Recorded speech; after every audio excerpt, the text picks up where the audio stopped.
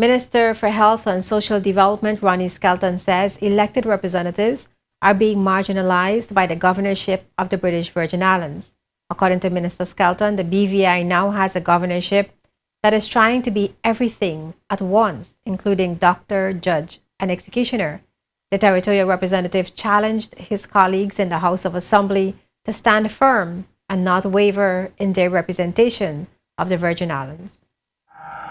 The Minister for Education mentioned that all the things you see from who owned the land and the Deputy Premier, who owned the businesses and so forth and so on, we did it by hard work.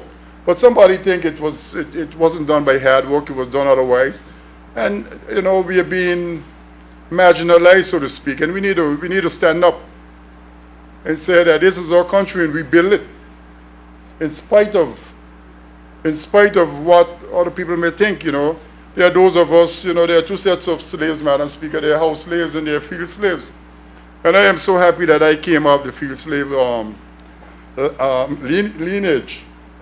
I know I didn't come out of the house slave lineage, so I have a different way of looking at my country, because we have built this country, my forefathers, all of our forefathers built this country when there was nothing.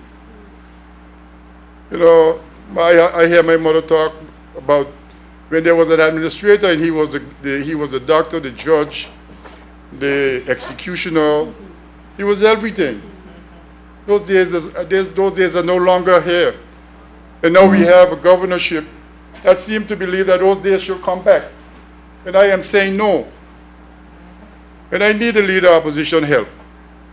Minister Skelton made that statement while speaking on the motion to increase salary and allowances for junior ministers in the House of Assembly on October 31st. He made it clear that he supports the move towards constitutional review and gave an example of how he thinks elected representatives are being sidelined. He zeroed in on the fact that in a natural disaster, Governor John Duncan has the final say. What we need to stop doing as elected officials is the powers we have under the Constitution as is written, that we stop allowing the governor to take that power away from us under some guise of a civil servant or public good or of that nature.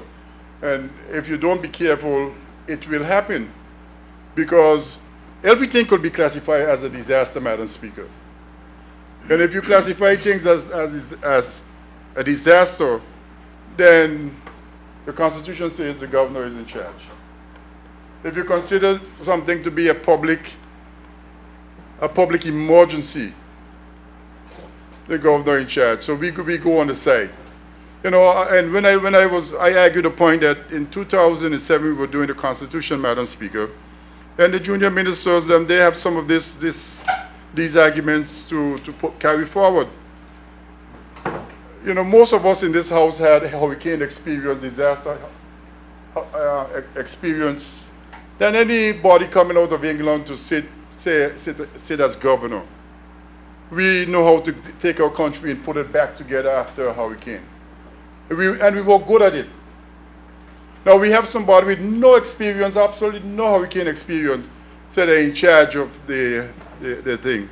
And that bothered me, Madam Speaker, because our country has gotten this far in spite of the British government. You know, we have done it by hard work, and we need to recognize it. Last month, Premier Dr. Yolanda Smith announced plans for a constitutional review next year.